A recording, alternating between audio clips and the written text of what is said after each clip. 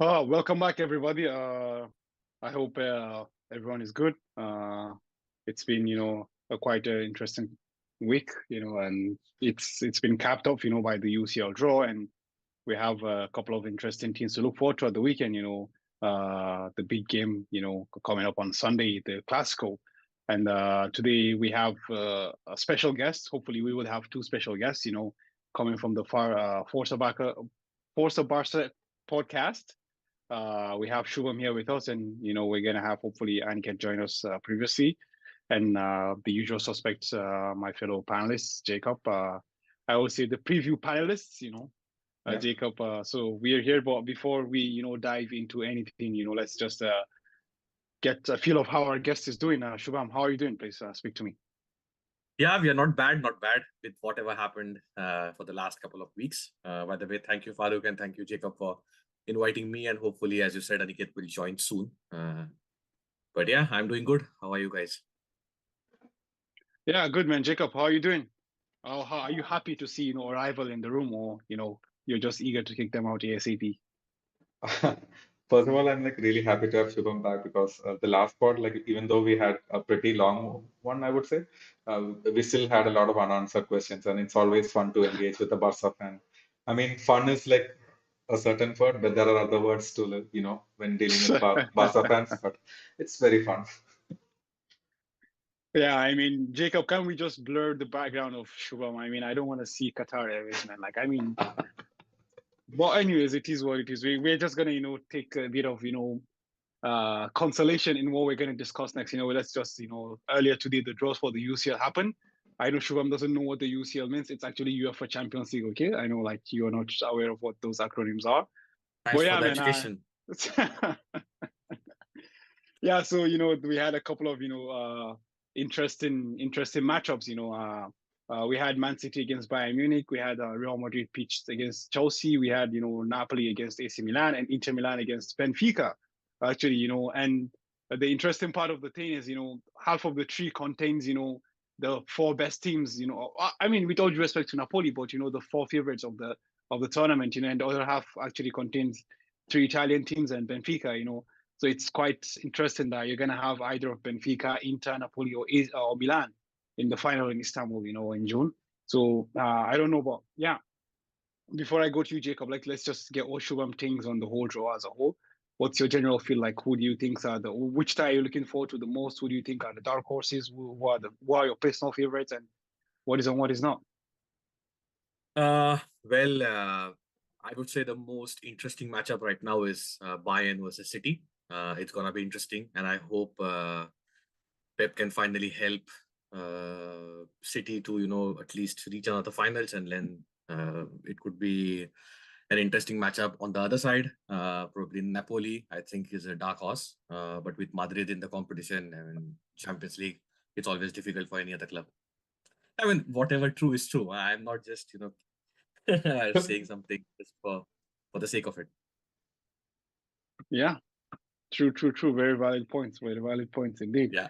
It's Just to cut you off. By the way, that interplay still haunts me because it could have been us. It could have been us, but yeah,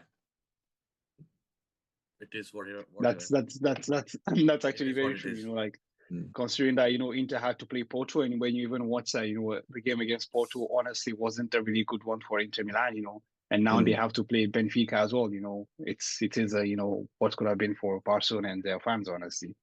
Yeah, coming to you, Jacob, man. Like we drew Chelsea. What's your take? How do you feel the temperature of this game? Well, like before I get into my temperature of the game, like we have Dennis the Great in the comments, so he has some takes for our Champions League draw. I'm just gonna put it up on screen. I'm not sure, Shubham, if you are like following the OBS, but I'm just gonna read it out. So he says, "I'm happy with our draw against Chelsea. I'm from Madrid but live in Manchester. I will try and get tickets to our second leg versus Chelsea." So yeah, and then he also says we should beat Chelsea comfortably, and I want us to end the tie at our place, and I want that 3-0 or 4-0 game. But I don't really rate Chelsea at all. They are worse than Liverpool, so we should have it really easy. He also goes on to mention, like you said, we have some real heavyweights still left in the competition, right? So we have that in the form of Bayern and City and whatnot. So he's like really afraid of Bayern as well because we have had success in as a Madrid fan against them in the past few years. But then I feel like Dennis feels like they might want to get revenge on us finally. But then most teams have been trying to get revenge on us, and it has never worked out. So yeah. Yeah, Uh, yeah. That's true. Actually, that's true. So yeah, Jacob, what's your take on the tie? How do you feel personally? Do you share the sentiments of Dennis the Great? Because I feel Dennis is a bit overexcited. Optimistic? I would say Yeah. honestly. Hmm. I'm optimistic about the tie, but not as confident or like not expecting a 3-4 nil score line. I don't know what's your take on that. Well, maybe we can see like a 3 or 4 goal engagement, but it's not going to be a nil. Like we're definitely going to concede Exactly. for sure. That's the Yeah. thing because, like you were also saying, Farooq, we have like a pretty shit defense, and then if some important players of Chelsea are back, like in the form of Thiago Silva, Kante, and all those are healthy, they do have the tools to really pin us back, and then we don't do generally well in that situation. And the thing that worries me most actually is that the first leg is going to be at home. Yeah. So yeah, I do have my doubt, but I am optimistic as well. Very optimistic. Let's see. But in all honesty, I didn't want to draw Chelsea just for the fact that we have been like seeing them for the past few seasons, and I'm just like getting a bit sick of it. I wanted to either get one of the Italian clubs just to spice it up. Yeah, man. I mean, fair shout, man. Fair shout. Honestly, I think it's an average draw, like considering it could have been worse and it could have been easier, as you said, with the Italian clubs, especially the Milan clubs, because with all due, in all honesty, Napoli wouldn't have been an easy tie, honestly. So, Milan or Inter would have been the perfect tie, alongside Benfica, although I totally agree with that. But, one thing I'm just worried about is the fact that N'Golo Kante is just, back to full fitness, and if the guys remember, I mean, Dennis the Great also most likely would remember this, in 2020, if I'm not mistaken, what was it, 21? I think it was 21. Yeah, it was in 21. In 21, we played against Chelsea and Kante. It was just a one-man game. It was Kante versus Real Madrid as a whole. Honestly, and the things that Kante can do, will make a man fair. And honestly, the point is, whether we like it or not, like the athleticism of our midfield has reduced a lot, with the advancing age of, Kroos and Modric. So, I mean, the midfield tree of Enzo Fernandez, Kovacic, and N'Golo Kante. And I mean, a fit N'Golo Kante is going to be a very, very daunting task. And as I said to you earlier, Jacob, I feel if you can dominate us in the middle of the park, our defense can't hold jack shit. We just need Thibaut Courtois to do his heroics like he did in the final the last year, but that might be too much to ask, honestly. But yeah, I mean, I hope what Dennis the Great happens, sorry, and I really wish him, I hope he gets a ticket to watch the game because I know that it's gonna be surreal for him, honestly. Well, yeah, I mean, it is interesting, and also, about the Bayern thing, I totally agree, man. I don't want to face Bayern, honestly. Like Bayern looks like the most complete team in the tournament. I don't know what Shubham thinks, but I actually really do feel like they are the most complete team because I was just, I watched the game against Paris and the ease with which this. Okay, obviously we know that Paris isn't really a team; it's more of a group of individuals. But still, it takes a lot to stop those individuals. You could see with the ease with which they played Paris across 180 minutes. There was never a point in time where anything was in doubt for Bayern Munich in that whole two legs. You know, I don't know. What do you think of Bayern, Shubham?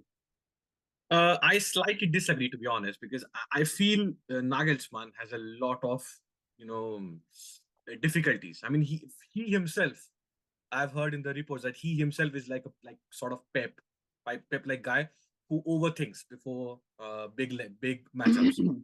And the last thing a big club which is actually complete needs is overthinking. And I feel yes, against Paris they were really comfortable, but exactly as you said, it's Paris, But against a team who is actually playing as a team with good attackers, like for example, you look at the attackers that Bayern has. It's Choupo-Moting, who he can score on his best days, but you cannot ask him to do this week in week out. Sane and Gnabry are not in the best forms, and they have struggled this year in the Bundesliga as well. They're just somehow on the verge with Borussia Dortmund, and also Union Berlin were like, competing with them till, I guess, last month. So I feel Bayern is not as good as you are thinking. But yes, I mean, European experience can sort of incline towards their favor. Yeah. Hmm. Actually, that's a very valid point. Honestly, like the point where you made with the struggling in the Bundesliga. Honestly, that's quite important. But I think also the return of Sadio Mane, like eventually him getting back to full fitness, might also inject a bit of aggression into the attack. Honestly, it might increase the incisiveness of the attack as well.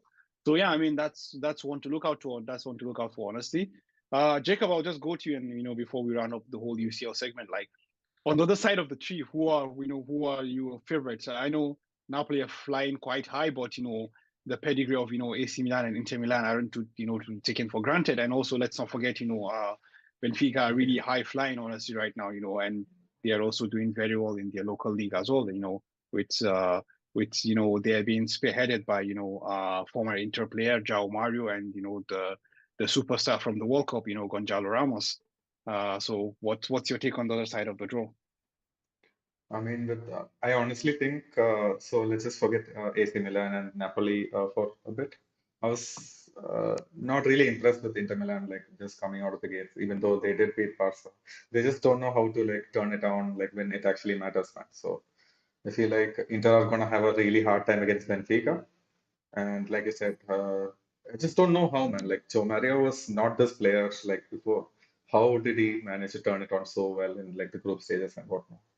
It's Yeah, amazing to watch, especially at this age. Let's just hope they all are healthy and then they can face Inter. And I totally feel like they can potentially pass through Inter without many issues because they have a really good defense and a whole working team as such.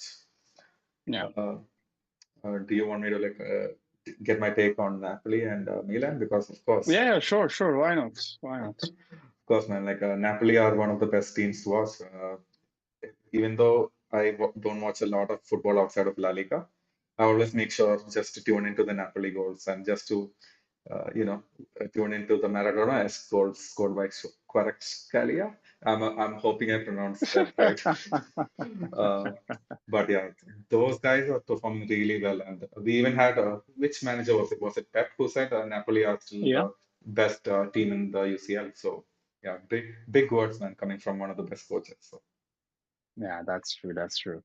Like for me personally, like with the presence of Victor Osimhen and the team, like my fellow Nigerian, so like I wanna see him do well. And I mean, if we're not winning it, I'm gonna root for Napoli and Osimhen all the way. Honestly, like I really want, and that's the thing, man. Like you want the underdog story, and I mean, there's no bigger underdog right now than Luciano Spalletti. Honestly, like with the way he was, thrown out at AS Roma, and then I think even for a short while at Inter Milan as well. So it's not be an easy ride for him. So like yeah, man, the man deserves to get the whole team back. Hopefully, but yeah, man, I mean, Real Madrid Napoli final wouldn't be a bad choice, honestly. So yeah, let's see how that goes.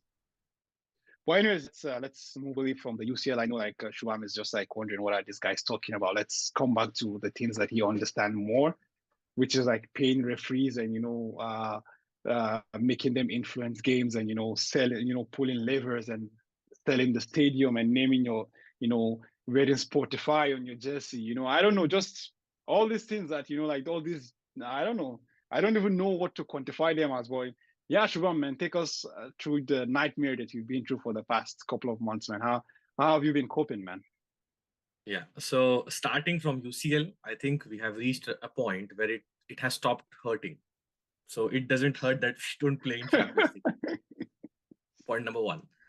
Point number two, yeah, it has been a roller coaster ride because we are doing quite well in the league, but then the setbacks in Champions League, then Europa League, and some media issues like the big acquisition that Barcelona are currently facing is the paying referee thing. It is absolute nightmare.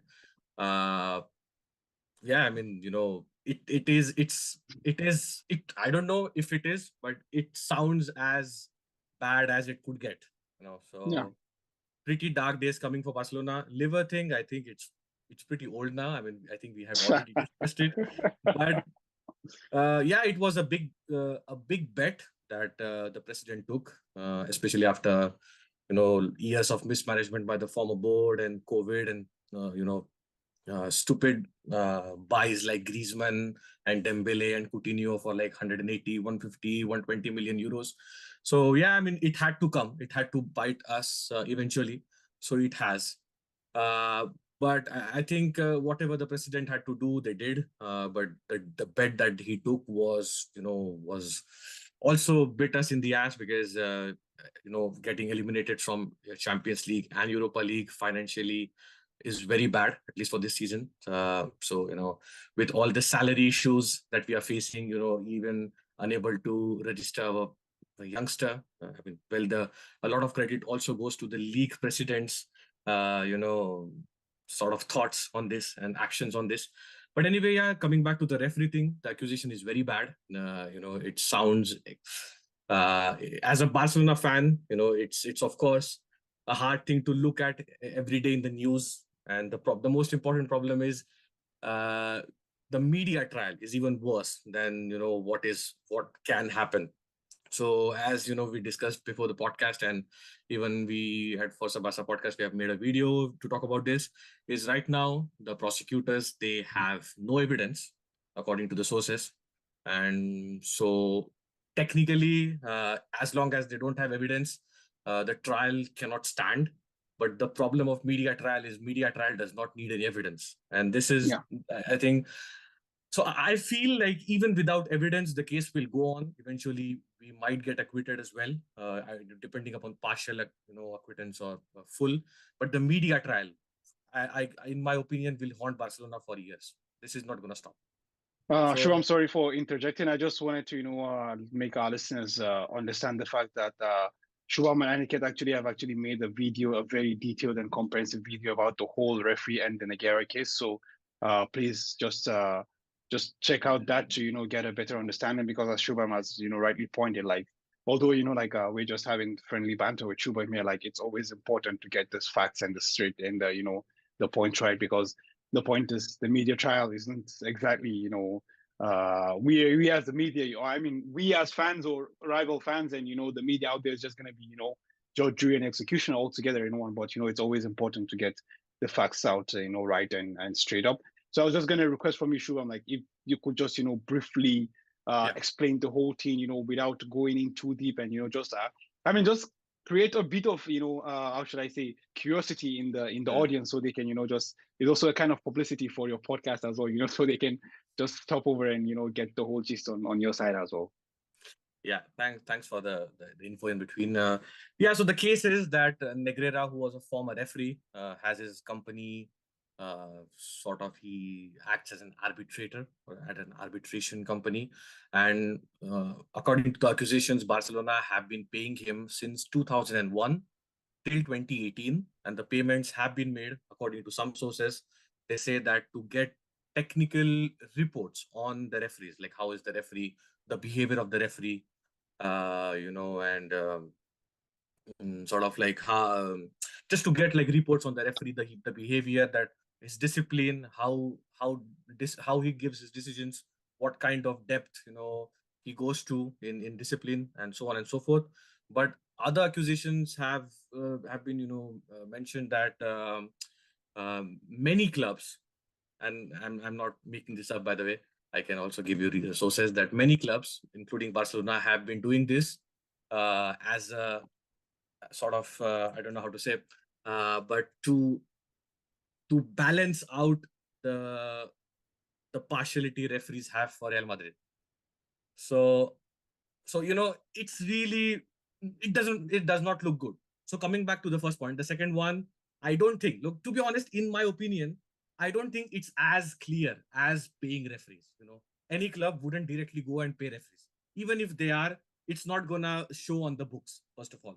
So it cannot be sort of reported by a media house or a prosecutor without evidences. So if they have caught this, there must be something deep. Second of all, even let's say, even if we believe that it's not bribery, and even if they were just giving the money to the company so that they can sort of get reports on the referees so as to understand how this particular referee is and what kind of decisions you're going to give, to be honest, even like we have to think, why is that necessary? Why a referee cannot be trusted, or why a league, I mean, why there has to be a system where a club needs to go out of its way to pay a company to get to understand how is this referee? Why is that needed? A referee's job is to be professional and to perform and execute the actions out of the book, out of the regulation book. So the system somehow, the footballing system, as we were discussing just before the podcast, if it's like that, it might go really deep. So I don't know. I just hope that the accusations are false, to be honest. Not just for Barcelona, because as a Barcelona fan, of course, I wouldn't want wouldn't want to accept the fact that my club sort of paid referees, because that's the, that's the bottom pit that you can reach. But even for a football fan in general, it's not good, because if it has happened, you talk about legacies, you talk about players Yep. who have been associated. It's not just a sport; it's an emotion for billions of people. So if it's like this, as you just mentioned, so I don't want to take the credit. It's not just Barcelona. It might be more, and then it will just stop the sort of the trust of fans on football in general. So I hope the accusations are false, and I hope there is evidence on both sides. If they have done it, I hope there is evidence. If they have not done it, I hope they have the evidence. You know. Yeah, that's a very great point, Shubham. But before I come to you, Jacob, like I just also want to, add this out there that honestly, like personally for myself, I am totally like on Shubham's side on this thing, because like I feel like this is no longer a case of FC Barcelona only. This is a case for a whole of La Liga, the whole of Spain as or the whole of Spain as a sporting institute, honestly, because I feel like if a club like Barcelona have done what is being claimed that they have done, I can guarantee you that a club like Real Madrid might have done something. A club like Atletico might have done something. And even before we came on, Shubham was saying there was a tweet where he saw like there was around 19 clubs, Spanish clubs that at some point were in La Liga or are currently in La Liga. That says a whole lot about this. And as he rightly pointed out, this is a story of dynasties. This is a story of legacies. This is, I mean, it's literally just saying that okay, this has been happening since 2000, or if I mean the late 1990s, if I'm not mistaken, Shubham, right? This is when this whole thing started. So that means that 2001, yeah. so 2001. So this means that all what we've been, at least I started watching football in 07, 08, 08 season. It means that all what I have watched till now is just a lie then. It's Yeah. all, something. So Yeah. that's the thing, like And it goes, yeah. sorry to interrupt, but I just also want to make a point. Like, they have accepted that they have been paying this company for since 2001, but the prosecutor has only filed the complaint from 2014 to 2018. Why? So the simple question is, they have accepted. Barcelona has on their books, it clearly shows that they have made this payment. Then why only file from 2014 to 2018? So there are a lot of questions which just don't add up. Honest, that's the thing. Like, we keep reading different things, and I think yesterday I was reading that they were paid through shell companies, like the Negera guys, the vice president of the refereeing association or whatever, actually made shell companies that were being paid to. And that also raises flags as well. But all these things are just, as you said, like really they're just, you know, it's like we're in labyrinth, honestly. Like we just don't know even what is right, and we just keep getting different informations keep thrown, and nothing is making them fit to get a whole, picture. So it's really, really difficult. But yeah, let me just go to Jacob, man. Yeah, man, what's how do you feel about this whole, refereeing story? What do you see about Barcelona? Like, do you think they've just always just, paid their way through everything and, not really been that good? Man, I have so many thoughts running around my head, like especially after Shubham like went on that diagonal of how this is gonna affect everyone as a fan, as a football fan in general, rather than just FC Barcelona. Like the whole situation just became very real to me.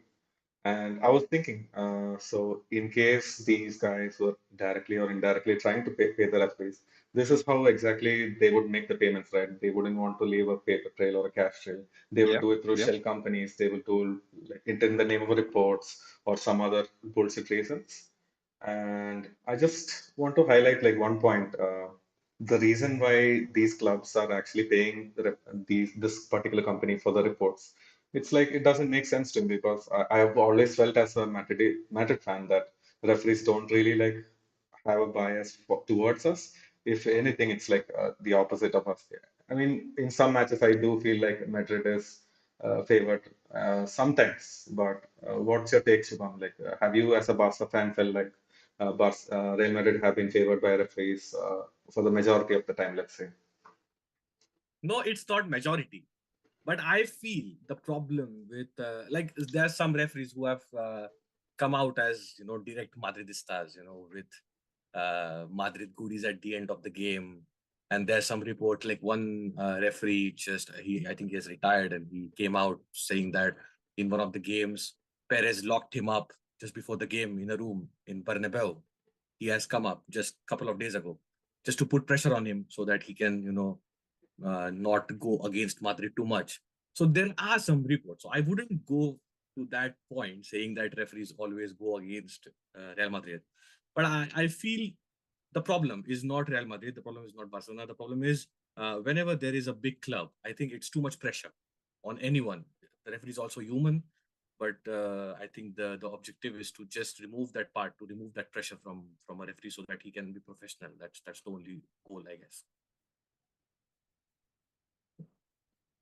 Man, but yeah, like, I feel like us talking about this has like, for me personally, it has like really put a dampening on my spirits. I was like so excited to talk to a Barca fan, but I thought I would like get like really into talking about this, but then it's just really a bummer, man. I mean, like, Okay then. Okay. So I mean, enough paper trail talk and what is not like we're we're not in the business of discussing the paper trails and what is not. But it's just to the right, that we try to put an objectiveness to all what is going on here and then. We shouldn't be the judge, jury, and executioner. But one thing we know for sure is, irrespective of what happens in this, as Shubham has said, like uh the media trial doesn't require any evidence. And the thing about this is that we live in such an age that uh everyone is exposed to the media, honestly. Like, no one really eventually cares about what happens afterwards. Just that fact that Barcelona has been charged, that it has been alleged that such a thing happened. It's so difficult to reverse that right now. Just everyone will keep putting that in the back of their mind that, oh, Barcelona cheats, because they couldn't prove it doesn't mean that it doesn't happen, or so it is just what it is. But anyways, moving away from that, maybe we can gradually move towards the league and the game. I mean, we have a couple of games ahead, honestly, so it's quite, and both of them are going to be at the Spotify camp now. I mean, who names the stadium Spotify, for God's sake? I mean, I don't know, man. That's why it's always, it is what it is. Really, I wonder how Shubham is still able to have his shrine that he has behind him. I was actually thinking maybe Shubham would be like, nah, I cannot be related to, to shady people in my life. I just, have to switch to the white side, I don't know, but it is what it is, man. yeah, I like mean, it's I also want to mention like Sunil was also in the comments earlier saying Shubham needed to wear a vest today. Needed to wear what? I couldn't A hear. vest so that you can like hide your badge. Ah. yeah, man. So actually, away from that, actually, I currently have a 9-point lead, if I'm not mistaken, in the league. I think we have 11 games or 12 games to go, if I'm not mistaken. Yeah, I think we have just around that number of games to go. And for me, actually, the more interesting thing is the fact that Barcelona has considered just 5 goals in 24 matches.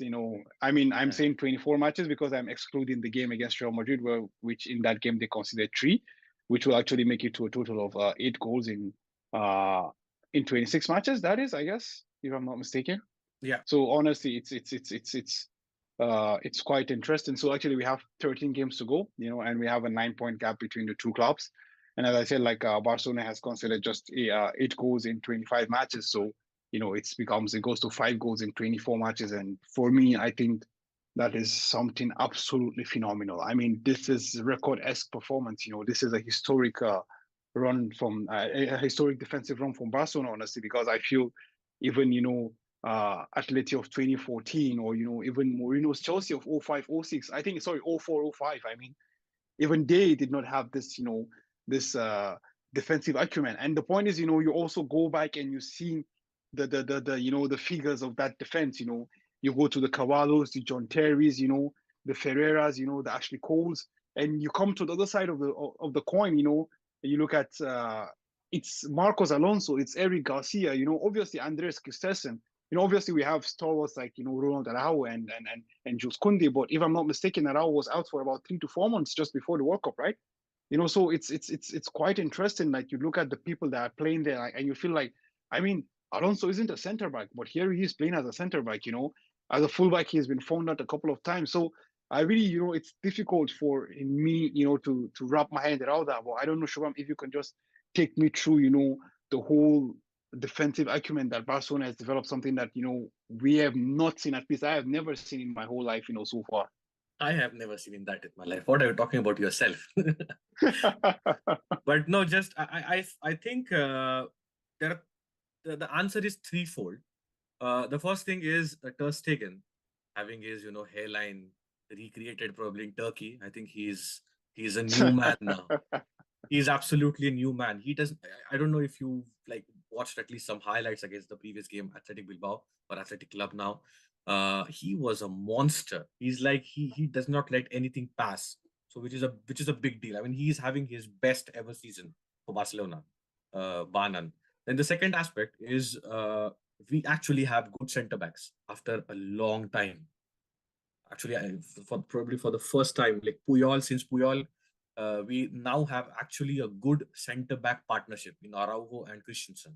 They are proper centre backs. They are like old school. Araujo is properly old school centre back who just tackles and somehow clears the ball. And we wanted a player like that, a leader.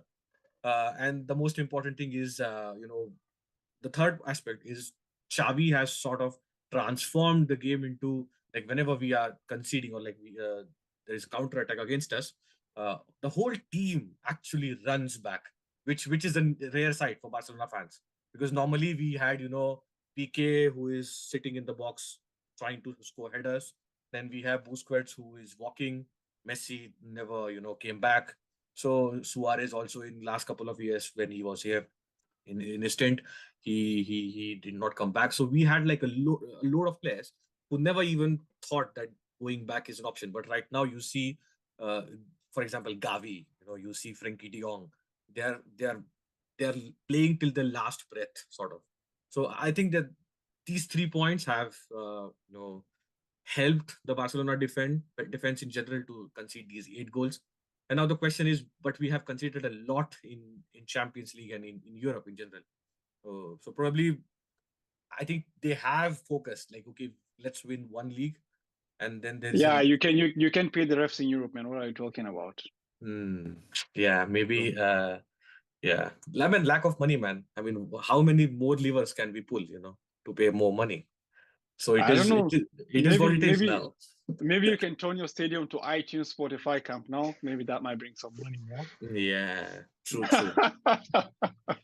Maybe that could be a solution. But yeah, I think in Europe it was completely different, and the reason could be just lack of confidence.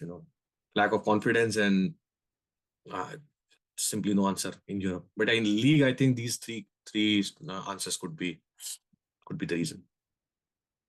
Yeah, actually, Jacob, can you maybe bring some I don't know, shed some light on that? Why do you think Barcelona's defensive record is so good in Spain, yet like they can seem to find a way to stop conceding? Because when we check the teams that Barcelona has been paired against in Europe for the past couple of years, it's Benfica, it's Dynamo Kiev, it's Eintracht Frankfurt, if I'm not mistaken, it's Galatasaray. In Europa, yeah. I mean, just in general, like in Europe as a whole, so it's quite interesting to see that Barcelona still can find a way to not concede, or rather to proceed for some reason, like, and then you see the historic run that they're having in the league. I don't know, maybe you can answer the question in 2 parts, firstly for the league part and then for the European part. Well, just to reiterate what Shubham was saying, this Barcelona team has like really figured out how to come back on defense. Like that is the hallmark of like great title winning teams, right? Defense wins your titles. That's the same. So yeah, they have really figured out how to actually defend against La Liga teams, especially. And like one thing, like I just want to point out is like every single Barcelona fan, I mean Barcelona player, they all look like really fired up. Like Xavi seems to have really done a number in the dressing room as well. Like, did you guys see the highlights of Gavi actually diving with his head and then clearing the ball against Athletic Bilbao? Man, that is some crazy shit to see.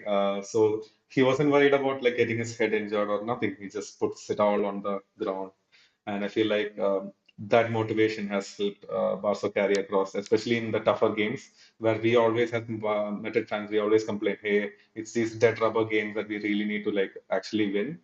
But we just haven't been able to do that. And I feel like these guys, with the extra motivation that Xavi has given them, has gone on to like really dominate in the league. But we all saw that Barcelona are not perfect, right? They do have their weaknesses. They can be exploited, but then it's just that even if they do get exploited in defense, they have a wall behind them. It's like in the form of Matt Andres ter Stegen. And so that's one of the other reasons. I feel like I read this stat before. Farooq, maybe you're the one who read it to me. It's that he has conceded five less goals than his expected goals. That is, Yeah. There was an XG goal, yeah. yeah, that is insane stats. Like that is like we talk always talk about Courtois' brilliance, but then this season, like that hasn't been like a strong narrative that other media outlets haven't picked up the brilliance of ter Stegen in this Barca team. So yeah, that answers, I feel like, the first part of my part for the question of why Barcelona are performing so good in the league. But as for the Europa and Europe in general, I feel like it's probably it comes down to maybe a style of play also.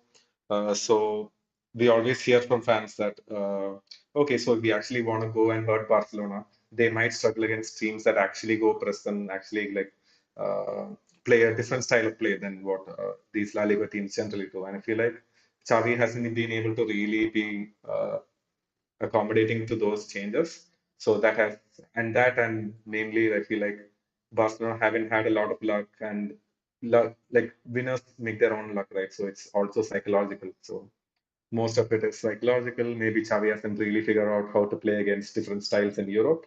So once he figures that out, he certainly has the dressing room on his side. Once he figures out the tactics and the players also come out of their shell, I feel like Barcelona are going to come up back in Europe again. Yeah, that's an interesting take actually, like playing in Europe, because it's much more easier, when you play against I don't know, the athletic clubs or the Rayo Vallecano's. What I mean by easier is because like you're more familiar with this, with the style of play. But then all of a sudden you're being thrown, Galatasaray in Turkey, you don't even know what, they look like. You're being thrown in Frankfurt, you don't know what to expect from teams like this, you go against Dynamo Kiev, like this is a club that is a war-torn country, so you don't really are able to get maybe enough scouting information from this team as well. So yeah, it's a whole the level of how can I say, the level of information, what level of familiarity might be different to what you usually face in Spain. But that's all part of it. But honestly, I know hands down, like I really respect what Barcelona has done, and also because I was someone for sure who did not rate Andres Christensen as a defender, honestly. But as a as Shubham rightly pointed out, like like the partnership with Ronald Rao actually, has brought out the best in him. But as I just said again, we've seen Arao being out for a long time, as well. But still, the likes of Marcos Alonso and then the Eric Garcias and so on have come in and filled in majestically. Just to Jacob's point as well, like everyone seemed to be, willing to play and die for, Xavi on the pitch as also. That also points to something, honestly. But then, yeah, that phenomenal defensive record leads to, the 9 point gap which is currently between the two of us. And even when Barcelona seem to drop points, we just seem to be unable to capitalize on that. I don't know, but Jacob, why do you think is this has always been that in La Liga we just can't seem to find a bit of consistency? I mean, we've won how many Champions Leagues? 5 in the last 8 years, but we still find it difficult to find a bit of consistency in the league. Well, maybe it's a reference, like otherwise I don't have an answer. No, I'm not going to say that. It's just that we are a different beast in the Champions League, man. It's just that we become so much more fired up. And then I think Roberto Carlos also mentioned this because we had the Apple TV series going on. Then like it was one of the comments. Whenever they see like the Champions League ball or the Champions League anthem, like he tells that our players have a different feeling, have a different energy coming onto the pitch than just going into a La Liga game. So I feel like our team is always like a big big team player team. So it all comes down to the motivation for me. So that's why we haven't been really able to be consistent in La Liga. I see. Well, that's something as well. I don't know, Shubham, what's your take as a rival? Like, why do you think Real has this, problem with, that motivation or consistency or whatever it is that you want to call it? Yeah, it's always a mystery. It as you said, like it's always a mental block. Probably as far as Europe is a mental block for you guys. I have sort of observed is whenever you are the favorites, you somehow go and lose the game. So I think that's the La Liga thing, which is a bit of bother for you because normally league is considered to be much easier than winning like a Champions League, let's say. So probably the mentality is, this is easy, we can easily do it. And then it's like that overconfidence or that lack of strategy could be, one of the reasons. But like with Zidane, it was, as we discussed in the last podcast, it was different because there was like a sort of focus towards winning the league. But with Ancelotti, as he's a man manager, he's not the strategist that, he's not known for his strategies. Probably that motivation and it just depends on how the dressing room is feeling in its own. So, Yeah, could be many of the that's kind of one thing I hate that Xavi took away from Zidane. Zidane used to be the one who says, "Okay, tomorrow's game is a final." Like even if it was a La Liga game, he used to say, "Tomorrow's game is going to be a final." I feel like Xavi like stole that, and then the players are buying into it. Yeah, man, I used to remember those days. But you're right, actually, because even we used to know, like for Zidane, he used to complain a lot about the fact that like the league is the more important thing to win, which for us is noise to us because we always think that the UCL is what we want to compete in, honestly. But yeah, so bit by bit away from the league standings, I like let's get into the game bit by bit. So actually, Jacob was telling me that the referee for the game was sorry, with Jacob, what was his name? He was the guy who So refed the Clasico where we won 3-1. In the Super Cup where Cristiano got the red card for shoving the ref. Yeah. So yeah, Jacob, the can you ref just was take us Ricardo. through that? Yeah, so the referee was Ricardo. So just for the fans who don't actually like remember the incident, so Cristiano, as usual, he was asking for a penalty, which was pretty iffy. There was a bit of contact, but he did, give in to easily to the contact, and the referee did not buy into it. So he became like really annoyed, and then kind of like nudged the referee. I'm not gonna say push. He nudged the referee away, and then the referee took it personally, as he should. Like your players aren't supposed to touch referees, and he did give Cristiano a straight red. So yeah, just I just wanted to like give a throwback to that game because there's all this talk about referees and whatnot, and then do you think like Farooq or Shubham, like do you think the referee is actually going to be an influence to this big game, or is it going to be a non-factor? I feel they will be influenced. I feel there is going to be a lot of pressure because exactly this is what happened to us in the last game versus Athletic Bilbao. Uh, Athletic scored a goal with the help of Iñaki Williams in I think 88th, 89th minute. But the goal started from a clear handball, and the VAR checked, and the handball was very clear, and the goal was rightfully disallowed. But Athletic club in general and the fans were like outraged by this. And similar kind of thing happened just 2 months before against Athletic. Celta Vigo actually scored such a goal, and it was a handball, so it was disallowed in the favor of Athletic Bilbao. But you know, it's all happened because of the referee thing. That everyone thinks like now referees are giving in to Barcelona's demands, and I think it's a real thing. So next game, it's gonna be crucial. for referees, for Barcelona, for the fans, and I'm really glad that this time it's in Camp Nou. I'm really glad, because otherwise it could have been a, like, just in the last game, Madrid fans also, I think, sprayed some mafia notes, right, at the Bernabeu. But just imagine if this game was a reverse fixture, it could have been much worse. So yeah, but I hope it's not a big problem, but I guess it will be. Yeah, man, you're totally right about that, honestly. So that's something that, because the narrative, the story, the whole media thing is gonna be lay so much on the shoulders of the ref, and as you rightly pointed, the ref is only just a human being like all of us. So that for sure, that pressure will get to them, but how much does that lead to them to influence the game? We just only have to wait to get to the game to see that. But I still want to remain a naive person that want to believe that the ref wouldn't go into the game with with a prejudice against a certain team. You understand? So it's still just going to be that, not until we see the game. But I reiterate myself, like this external things that is happening around for sure is going to cause a bit of because, as you said, when there is a 50-50 call, then there's a very high chance that it might go, I don't know, depending on what the atmosphere going into the game looks like, it might go in favor of a certain team, which normally it wouldn't, if everything was, a bit more calm or something like that. But yeah, it's quite interesting, honestly, to see that. But let's just, dive into the game and, see what it can look like, or I don't know. Before we go into the game, I don't know, Shubham, what are you looking forward to see in this game the most? Like, what's one thing you want to watch in this game? The most important thing that I really want to watch is a controversy free match. I really don't want to see. I don't want to go through that. Oh, this there was a penalty. The VR did not check. The referee was biased. There should be an entertaining game. I don't care. I mean, of course, I care that we don't have to lose, but I don't care too much about what exactly I want from the scoreline. But most important thing is I hope that the game goes smooth in terms of refereeing. I see. I mean, that's gonna be difficult because I think it's gonna be a uphill battle, especially with the whole Vinicius thing. So I think that's gonna be very, very difficult, because I think Vinicius is gonna be a targeted man, and as we know, Vinicius has a very, very short circuit. So it's gonna be a very interesting thing.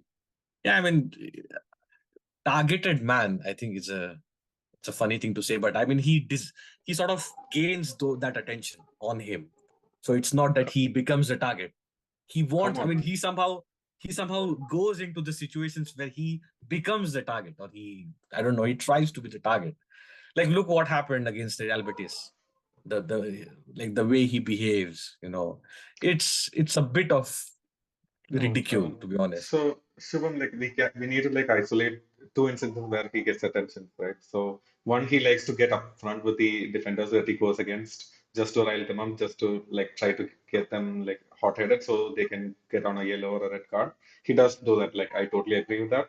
But one thing that he does not do is like he doesn't like go and taunt the fans, which is what we've seen in so many games in La Liga this season. It's just that fans also get under his skin because they chant racist chants against him, they call him bad words, and all of that See, gets into his skin as well. It's not, racism is simply wrong. I mean, there is no way, any point, any time, I'm gonna, for that, all my love and sympathy towards Vinicius. And whatever is happening, according, from the racism point of view in Spain, Italy per se, or in general Europe, it's just simply wrong, and it must be eradicated as soon as possible. But leaving that, he somehow becomes the target. I'm not talking about the fans, I'm talking about the players. he He does. somehow gets to these, after every match there is a video, where Vinicius has done something. So as Barcelona fans, actually, we go and we might not check the highlights, but we will look what happened to Vinicius in the game, You because don't it even has have to become like so. look at the highlights, bro. Like it's like every defender who comes across Vinicius, they go on social media and then they get immediate clout because they just have to say something about Vinny and then that blows up in like the Hall of Spain. So it's like an Well, I everyday mean, occurrence with us. I just want to interject with this, Shubham. The point is this, right? This only happens in Spanish football games. We watch European matches, and Vinicius doesn't. I mean, we've seen, what happens with even in the game on Tuesday, man. So on Wednesday rather. which with Ibrahim Konate, man. Konate muscled, Vini a couple of times, but they never got into a brawl, man. There was never a fight there. They just allowed the guy to play, and he did his thing, and he moved on. So that's the thing, honestly. Like, we that's why I use the word targeted, man, because I said, like, the point is teams in Spain have realized that Vinicius Junior has a short circuit, which is something he for sure needs to fix, because the point is you're not gonna go and try to get defenders yellow cards and not expect them to target you as well. And if they see that you have a very very thin skin and things get to you easily, obviously they're gonna target you. So it's all part of the game, honestly. Like, I'm not here for it's wrong or it's right. No, I mean, I think everyone obviously agrees with the fact that racism has no room in the sport. And I think, as I've said this a long time, Spain as a whole, Real Madrid as a community, as a club, have failed Vinicius on this issue. Even Real Madrid, they failed Vinicius on this issue 100%. But that's a whole different thing. On the pitch, everyone fights equally. But the point is, we try to gain that minimal edge. You understand? No matter how little it is. I mean, we're gonna be hypocritical to come here and say something. We've seen, what, for example, Ramos against Salah in the final of the Champions League. Obviously, I know that is wrong, but that's what a professional does. He tries to, because in this sport, even 1% advantage against your opponent makes a huge ton of difference. You understand? So every single person will try to gain that advantage. So when I say a targeted man, I don't mean it in any negative sense. No, this is what it is. It's either Vinicius keeps himself in check, and people will come to realize that, okay, all what we do doesn't affect him, and then they will move on. Because I repeat myself always, whatever Vinicius have done, he hasn't done 10% of what Dino did. You know better what Dino was doing on the pitch. Dino was doing rainbow flicks on the pitch and people were laughing. He was, humiliating them, but they were smiling and hugging him. You understand? So whatever Vini has done or anything football-wise, it's nothing compared to what Dino had done, you understand? So it's not like, he, because of his style of play, this is why. No, it's just his character. Yeah, but then you have to see the picture, like a bigger picture. For example, you talked about Ramos. Okay, Ramos is someone who can actually take shit on him. It does not affect him. He's he will go in the face and come back as he went. The problem with Winnie is he cannot come back as whole. He will, the temperament affects him. Same thing is with Neymar, for example, as you compared with Ronaldinho. The problem that Neymar faces in Liga is his techniques and tricks and all these kind of things, and then he becomes a target man. Of course, the defender will feel humiliated, and then that's the thing. I mean, was that needed? That's the question for the team. So, I mean, as you said, like you try, or the player tries to get that edge, but again, you need to think in the bigger picture. Was that actually helping the team, as a whole? Because sometimes it can hamper in like the reverse sort of effect. So yeah. Yeah, it's gonna be quite an interesting thing, honestly. But yeah, man, I don't know. Let's go to Jacob then. What are you looking forward to seeing in this game? Is it a matchup? Is it a scoreline? Is it a performance? Or, I mean, what's keeping you, what's putting you on the edge of your seat, man? Looking forward to this game.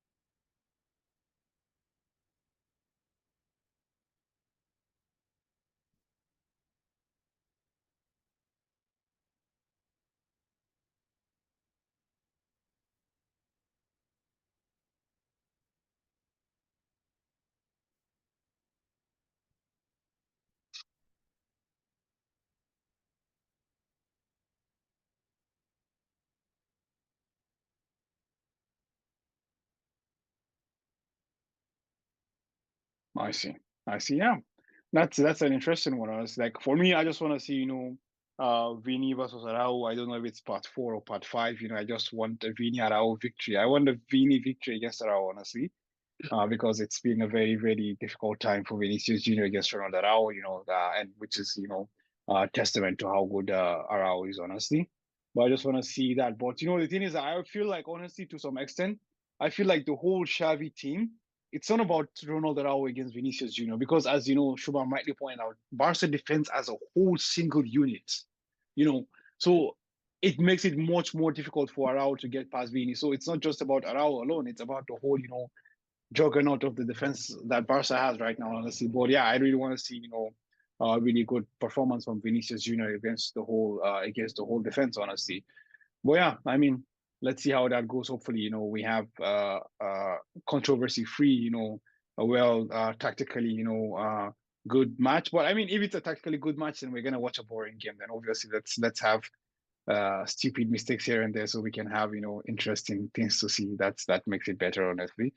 But yeah, man, moving towards the game, man, so we can just maybe get some team news from Shuban, like what is your team looking like? I was hearing Pedri should be back for the game and stuff like that. So what's Barcelona's, what should we be expecting Barca to look like, as from a starting 11 point of view? Yeah, so Pedri got injured once again today. So he is he's out of the Clasico, and he's also a doubt for the second leg versus Real Madrid. Wow. So yeah, it's this is a problem now. So I don't know. The question is if Xavi should go with a 4-4-2 or a 4-3-3, because 4-3-3 he has to play Rafinha on the right, Lewandowski on the up front. That's okay. But then the question is who plays on the left, and is it Ansu Fati or Ferran Torres or Gavi as a false winger kind of a thing, or he can directly go 4-4-2 with no Ansu Fati, no Ferran, and directly four midfielders with Busquets, Kessie, Gavi, and Roberto. So that's a question. So, but I hope that he can go with a 4-3-3 and he can give Ansu a chance, because he has been struggling quite a lot, and for great players, the biggest motivation is to perform against best clubs. So if he is cut by that cloth, this could be a good opportunity. So playing in the attack with 4-3-3 could be the team for me, but with sort of having seen Xavi since like in this season, I guess he will go defensive 4-4-2 with Roberto as a fourth midfielder. I see. So what's the back four looking like? Back four will be Balde, Christensen, Koundé, and Araujo on the right back. I see. Interesting. No, that's an interesting one. That's a really interesting thing, honestly, to see. Well, yeah, I mean, you're playing at the Camp Nou, so I don't know, would he want to play with Roberto, to bring that defensive solidity? Because I mean, the point is you're going to be, because even after the game, the first leg of the Copa game, we heard Xavi saying like this is not the way he wants to win, man. He was saying he shouldn't have less possession and things like that. So I think maybe he might want to go, but as you said, honestly, like Ansu is not at the best form right now, so I don't know, maybe Rafinha, Ferran Torres for a 3-3, for a 4-3-3, something like this with Lewandowski up front. Yeah, I hope Ferran Torres doesn't play, to be honest. But with knowing Xavi, sort of he can start Ferran as a left at LW position. So yeah, we will see. I mean, if Pedri was there, I'm 100% sure that he could have started 4-3-3 with Gavi as a false left winger, because he has done that against I think Madrid in Supercopa few weeks ago, and that position has been faring quite well for Xavi, for Barcelona, and for Gavi. So I'm certain that he would have done that, but with Pedri out, I think Gavi needs to come back to play in the midfield. So now I hope he can figure it out. Yeah. So yeah, I mean, let's discuss the elephant in the room, which is Lewandowski, man. How good has Lewandowski been, in the whole team this year? Yeah, he was an excellent player for Barcelona before World Cup, but since World Cup, it's terrible. It's going terrible. He hasn't performed at all. Like literally Ferran Torres level, to be honest. Just to say, yeah, that's really bad. Most of the goals for Barcelona have been coming from Rafinha. Since Dembele got injured on the right wing, Rafinha was asked to take this position, and he has scored I think 5 times and assisted twice. So yeah, already 9 goals and 9 assists this season for Rafinha.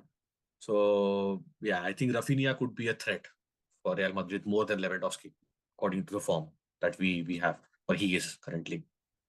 Oh, definitely Rafinha for sure is a threat. And honestly, for me personally, Rafinha has, superseded indeed the what I thought of him, because I feel like, he's a player from Leeds United, going I mean, obviously his form for Brazil has been, superb ever since, even when he was playing for Leeds.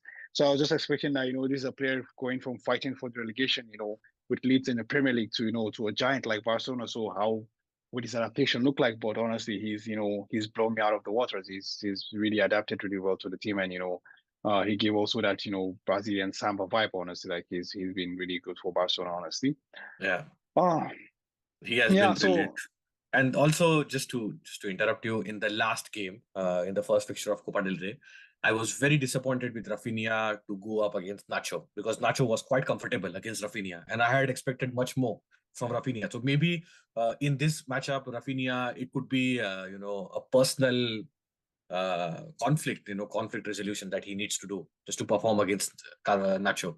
So let's see. I hope Nacho is uh, playing as a left back. I mean, I don't hope, but I presume that he might be playing as a left back, because I yeah, heard that Mendy is back, right? yeah, Mendy's back. Mendy's back. But how fit will he be? That's the question only. That's the question mark there. Well, I guess it's not the fact that you're disappointed in Rafinha. I think it's more about the fact that you underrate Nacho. I think Nacho I is To be honest, I do underrate Nacho. That is true. I wouldn't say no, but I still think that Nacho. I would rate Nacho deservingly as a centre back, but as a left back, maybe. Hmm.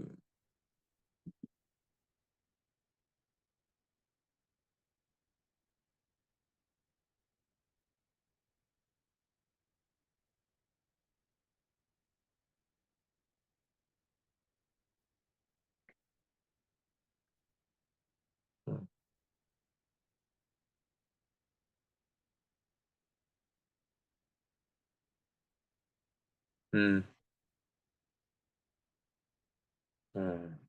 Yeah, indeed. That's the thing. Like he's a very good out and out defender, honestly, and that's because, as you said, he's as you rightly said, he's more of a center back, than a fullback, But if he plays as a fullback, he brings that defensive nous, that how can I say that? I don't know, that aggressiveness of a center back, defensively. So he brings that onto the wingers, and honestly, he tries to outmaneuver and outmuscle the wingers, honestly, which is something that they find a bit more difficult, honestly. But yeah, Hmm. man. Going on, let's get a bit of the Madrid side of things. I don't know, Jacob, man, can you just take us through what you would be expecting the XI to look at for the game on Sunday?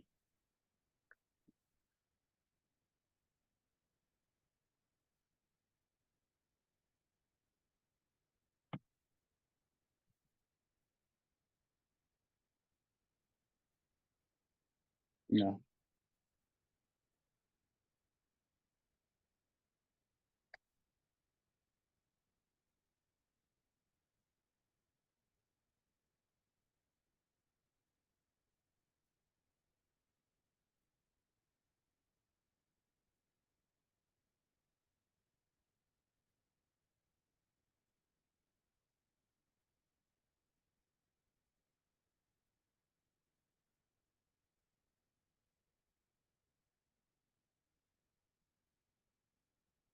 So how does Yeah. the formation look like? Like 4-3-3, 4-4-2?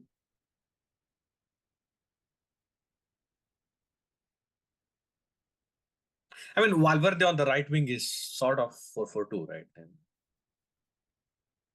Or like does he play like, I mean, yeah, I mean against Barcelona, I saw that he was more as a RM rather than RW. But with Camavinga, I have a question to you guys. Like I heard some news that uh, Perez was not happy with Ancelotti that Camavinga is being played as a left back. So what do you guys think? Like because in this aspect, I completely support Ancelotti because he's a coach. He understands more football than a president of a football club. So what do you guys think about this?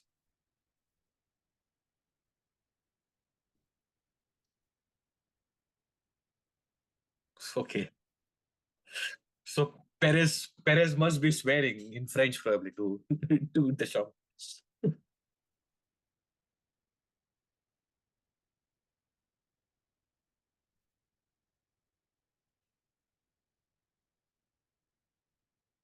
Hmm. Hmm.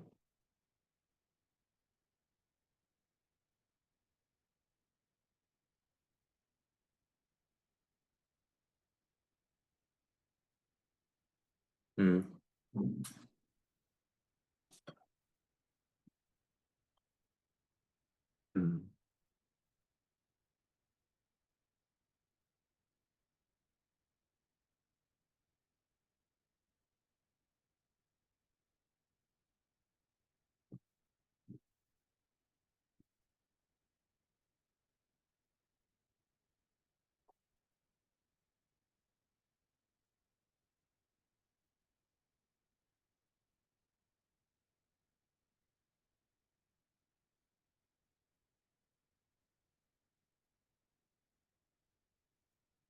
Hmm.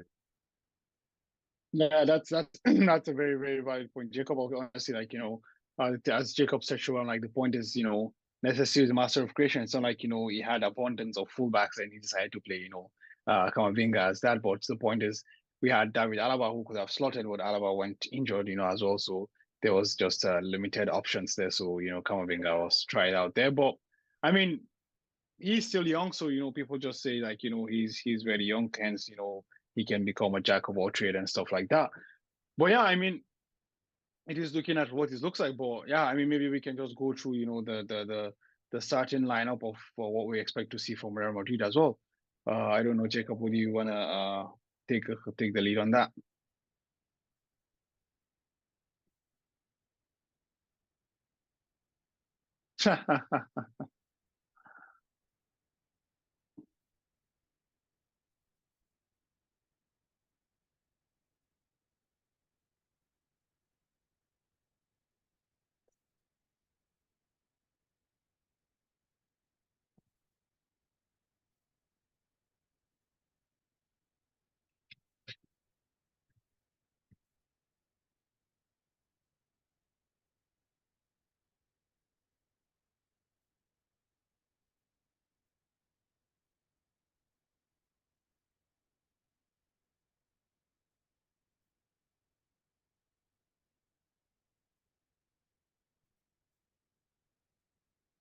Yeah, I wanna think that that's what's gonna happen. I think Valverde is gonna play on the right. Honestly, I'm leaning towards that more.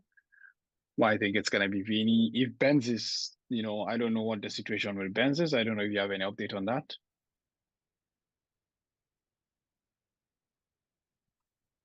Yeah, I think if that's the case, I'm not really sure how it's gonna be. But if Benz is fit, I'm gonna expect that three, which is almost a two, but uh, it's gonna be Benz, Vini, and Fede Valverde. And for the midfield, I want to say it's gonna be the usual three, but I think maybe the midfield that started against Liverpool starts again. I don't know. What do you think, Jacob?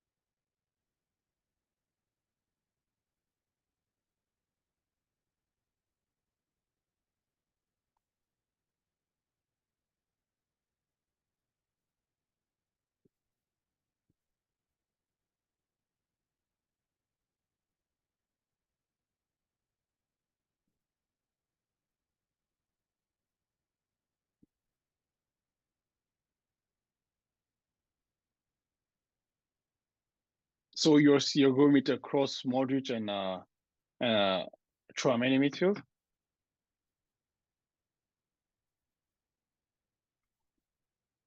No, but actually, I mean, similar to what I said before the Liverpool game, I'm gonna reiterate that as well. I just want to see, maybe Tchouaméni, Kamavinga, and I don't know, Modric or maybe Cruz, one of these two guys. You know, on that, I just want to see, that midfield. Honestly, because I think it's gonna bring. Because honestly, like the thing is, with what's it called with Liverpool, I think Liverpool are the best people that we can play. Liverpool are the best midfield that Kroos and Modric can play, honestly. But I don't know, like Barcelona offers a different thing because considering that defensive unity that we've always been reiterating over and over again. So that's something. Honestly, I feel like because of that, I feel that dynamism, that that time that they don't. They will have to make more hasty decisions. There's not going to be a lot of time on the ball and what is on, what is on. So I feel like that dynamism, that aggressiveness of Tchouaméni and Camavinga would, be right to, because as we could see in the last game, uh, Frankie had a field day, against Real Madrid. He was just balling, in the first leg of the Copa. So I think we need that dynamism, that aggressiveness, to counter that, to counter Gavi's, aggression as well. So maybe Camavinga and Tchouaméni will come in really handy. But obviously, I still think he starts Luka Modric and Toni Kroos, but I don't know who he starts as the third option. Maybe it's Tchouaméni or Camavinga. That's left to be seen. I Anyways, mean, moving on to the defense. I mean, Oh, sorry, yeah. Let's just ask Shubham, man. Like, which midfield would you rather face? Would you rather face Kroos and Modric with Tchouaméni, or would you like face Camavinga, Kroos and Modric, or not Camavinga, Tchouaméni, and maybe Modric or Kroos, either one of those? I would like where Camavinga does not play as a midfielder because he's indeed like a difference maker whenever he plays in the midfield. So I would take anything when Camavinga is not there in the midfield. I would be happy on him playing as a left back because at least there is probably more hope for Rafinha because Nacho was quite solid. So this time maybe Rafinha could lick his lips against Camavinga, because he has that Samba kind of uh, playing style. But yeah, Camavinga not in the midfield for me. Yeah, like I'm just going to tell you right now, like Camavinga is not playing left back for this game. There is no way. Mm. Yeah, that's true. Speaking of left backs, yeah, Jacob, what do you think of the defense? Well, how do you think it's gonna show? Do you think Mendy's back, or do you think he's gonna be slowly back into action? Yeah, man, like let's get him on in the second half when we have like a comfortable lead. Let's get him on. But otherwise, yeah, I'm gonna really trust Nacho, man. He has really earned it. He's been an excellent left back so far, and of course, we have no other options with the centre back pairing with Militao and Rudiger, and of course, right back. Wait, how have you like seen Carvajal's like last few matches? I know he hasn't been really good on attack, but how do you like rate his defense? Do you feel it has improved from the early part of the season? I mean, if you check the last couple of games, I mean, it's been Betis, if I'm not mistaken, and Espanyol, right? And Yeah. then it was Liverpool, So it's been and also then before then it was Barcelona and Atletico Madrid. So it's been a very good defensive performance. I will not a very good, but it's been a solid defensive performance. If you want to list that 3-4 games, because I think against Barcelona it was 1-0, we lost, and that wasn't a defensive issue. It was more of the bluntness of the attack, So you check the Atletico game, it was a draw. You check the Betis game, it was a 0-0.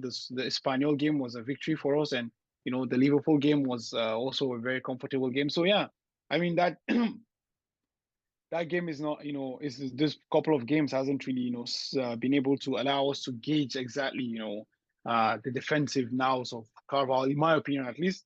But I would say it's been an average, above average performance all over. But the issue has always been this, actually, for me personally. It's always been the fact that, as we've seen in the games, like there is no width, and Carvajal was very good at offering that width. Right now, he's not offering that, and I still haven't seen those signs yet. Honestly, I haven't seen that width that he offers. Like he should, because as we know, like even if Rodrigo plays, he tends to drift towards the center or towards the left. Honestly, or even if Asensio plays, he drifts towards the center. So like that right wing becomes almost non-existent, and I think Carvajal can offer more, honestly. But yeah, I mean, we just have to wait and see, and the game against Barcelona and Balde might, be an option for him to maybe show us that improvement in the defensive now. So like, that attacking output that you're just talking Yeah, about. like just to put it into perspective, Farooq, like and Shubham, Carvajal right now, his offensive numbers, he's in the 34th percentile in progressive carries into the final third or like balls into the box. So that's how bad of a like an attacker he is. Exactly. But then his defense has like I feel like as of late at least it has improved a bit. But maybe it's just the opposition that we have faced. Yeah, I mean, we've actually faced high top class oppositions, but honestly, for some reason, even Barcelona came and just camped in their half. Atleti did that. Real Betis did that. So it's just been, there's not been that much, attacking output from the opposition that will threaten you. And as we've seen against Liverpool, also like Liverpool, were just asleep for the boat game. Honestly, like they're really shambolic these days. So yeah, I mean, let's see how it goes, man. Honestly, let's see. Well, as you said, that 34% out speaks a lot because we know that Carvalho was so instrumental, to our style of play under Zidane. And when I mean instrumental, obviously, I'm not talking about the defensive aspect, but rather the attacking output, But right now, it's just, there is nothing, honestly, to write home about. Yeah. And Joe, just Oh, read out some comments that we have. definitely. So yeah, we have Scott Heinen. Hi Scott. He says he's already like into the predictions. He's like 2-1 Rodrigo and Vini Hala Real Madrid. Okay, and yeah, let's just hope. Let's see. And then we also have Dennis the Great.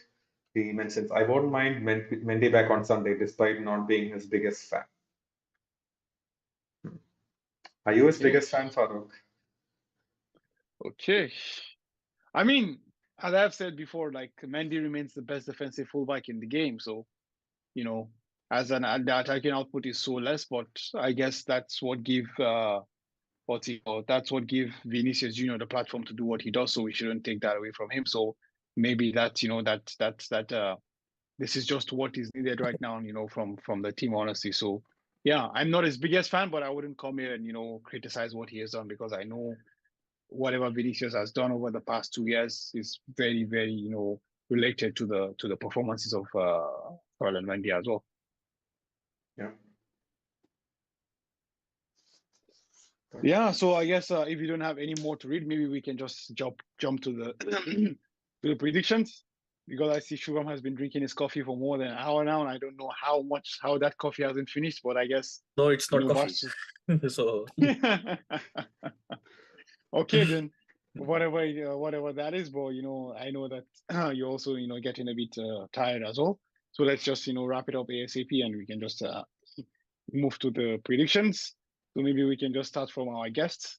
What do you think, Shubham? Like, what are you expecting to see? What's about the scoreline? yeah, I think the scoreline will be a bit basic. It wouldn't be flashy. It would be like a 1-1 because I think Xavi for like there's a lot of things here for Barcelona that they have to do, they must do. But for Real Madrid, it's like there is nothing to lose kind of a game because if they win this game, then that's the only point they can come back in the league because then otherwise it remains. And if there is a draw, it's a 9 point difference, and if they lose, it's a 12 point difference. So for Xavi, I think this is the only competition which looks doable because Copa del Rey you don't know because there's gonna be another leg. So it's gonna be 1-1 defensive game. Xavi is gonna park the bus. It's not gonna be a flashy Barcelona kind of possession based football. It's gonna be a 4-4-2, and it's gonna be a 1-1. By Barcelona, it will be Rafinha, and I think for Real Madrid, it will be probably Vinicius Junior. Interesting. I'm gonna go, lean towards, what I think was it Scott that said 2-1. Yeah. I'm gonna lean towards Scott as well. I think it's this has a Real Madrid 2-1 victory written all over it. I think so. Yeah. I don't know who the scores are gonna be, but I just know it could, serve an intriguing game, and a 2-1 victory for Real Madrid might be expected at the Camp Nou. What about you, Jacob? What do you think? Yeah, I feel like we're gonna go all out. I don't think we are gonna actually like start Valverde on the right wing. He might start in the midfield though. So I feel like we have nothing to lose, so we should just go all out. But that's just gonna cost us also. So I'm just gonna say a 2-2 draw, which would be nice, but it will be an entertaining game of football. A controversial, non-controversial, and entertaining game of football. Now, I think there's going to be a lot of controversy in this game. I personally think that. Why one thing I think hope we all are looking out. We are hope for is to get entertained eventually because eventually we are all fans and we look to get some entertainment from the teams we support. So hopefully, yeah, we get to see a good game on Sunday and hopefully, yeah, hopefully we can we can mourn Shubham's shrine burning down or whatever it is so we can at least I don't know. At least so we can save some face, man. I mean, I'm sure that Jesse is heavy, man. Like you wear it with shame these days, man. I don't know. So at least you can have some reason to relieve yourself of that shame. But yeah, Shubham, today Aniket isn't able to join us, unfortunately. But yeah, our regards to him, and you can just relate to him how grateful we are that you guys are taking the time, to come on our team and provide a rival opinion, and it's been really refreshing, at least for me, and I'm sure it's been similar for Jacob as well. And I will just reiterate what I said before, like Shua Market, and they're doing something really good with the Forza Basa podcast, and especially I know our audience, and our fans will be really interested in the whole referee Negera scandal, and they actually had a very very good detailed, comprehensive, talk about it. So you can just, branch out, and their information is in the subscription down there. So just, branch out and just, let's inform ourselves and let's not, let's not, talk based on ignorance. So at least we can have all the information and the perspective, and we can see what the thing really looks like, so we can have a more informed opinion. I don't know, Shubham, do you have anything you want to add before we go? No, I think the way Jacob finished his his statement is it should be an attacking and controversy-free football. I hope that it's the same for me as well. I hope even a draw can be helpful for us. We just don't want to lose because 9 points lead with 12 games remaining after Real Madrid. It's fine. It's doable for us. No, it's still doable because we have been struggling a lot. Nothing comes certain to us right now. So, we have to maintain a 16 points, 17 points lead and still just mathematically go there. It's nothing certain, but I hope that it can be an interesting game, controversy-free game, and I hope that there are a lot of matchups, and I hope that they live up to the mark. Vinicius Junior, Araujo, and Rafinha, Nacho, or probably Mendy. I don't know who comes, and then performance of Camavinga, Benzema. Finally again on Camp Nou. So yeah, that's and just thank you so much for having me and Aniket. I'll let your thoughts to him as well, and next time we can do something. I don't know, very soon. Cool. Yeah, I mean, I just want to point out one more comment by Dennis Gray. He just says, "Big up Shubham." So I guess you got a new fan from this episode. Yeah, thank you, Dennis. yeah. So Shubham, Dennis is one of the I would say the house owners of our chat. So he has the furniture and he has everything there. He's always there, shouting us out and supporting us always like so it's great to hear from him, and also it's great that the rivalry there is a cautious one, like it's all love between all of us. Yeah, Jacob, any last words, or rather any I don't know last word, you're not dying, man. Any I do have a lot of words to say, man, but let's just, like everyone says, let's just go watch football, man. Back to basics. Exactly. Let's not worry about anything else. Exactly. So then, without further ado, I will just want to shout out our partners, Real Madrid Committee. You can check them out on Instagram. They do have a lot of good content. Also, their links are also in the description. And once again, to the viewers, if you're new here, just don't forget to hit the like button, subscribe, and also hit the bell button so that you're aware when we set up a live or upload new videos or whatever, so you can just get on the latest of whatever we do. And thank you to the guys in the chat as well. I think there was Dennis, there was Scott, if I'm not mistaken, and was there anyone else? There was Sunaida as well. I guess that's all right. So yeah, even if I missed anyone, just forgive my ignorance, and it's all love from us to you. But then with that, I say Hala Madrid. Hala Madrid. Forza Barça. Bye bye, everyone.